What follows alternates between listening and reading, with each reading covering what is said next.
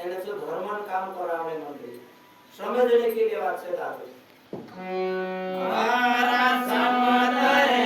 પાણી ઘેરા બહોતા સમજીવે જાય રે કર ગુર કૃપા સબ ખેચે ખેચે તિર પરે લાવે કોણ મિટાવે બધો ગુરુ વિના કોણ મિટાવે બધો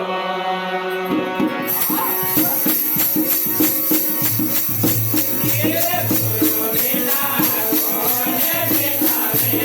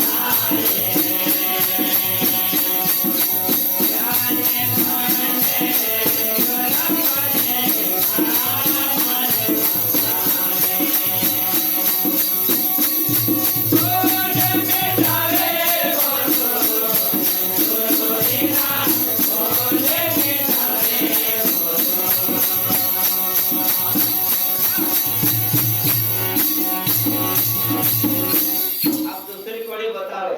समझने बात कामे करो कोई मतलब चोर मिला सबको लूटी करी खाए ज्ञानी खंडे देखा चोर को मारे भगाओ આપણે માં જ્ઞાન આવી જશે કે આપણો જે બી ગલત રસ્તા છે આપણો ઉખી લેશું તો તે જ્ઞાન કાળ હોય તો તે તેરેન કરતા આપણો કાજે ગુરુચા ઝુકણો પડ્યો વાલા માણસો સમયનો પડ્યો સત્ય કર્મ કરનો પડ્યો તે ત્યારે માર લક્ષી દેખાય છે તો શબ્દ બતાવે મારા ભાઈ સમજને કોશિશ કરે ઓર સમજે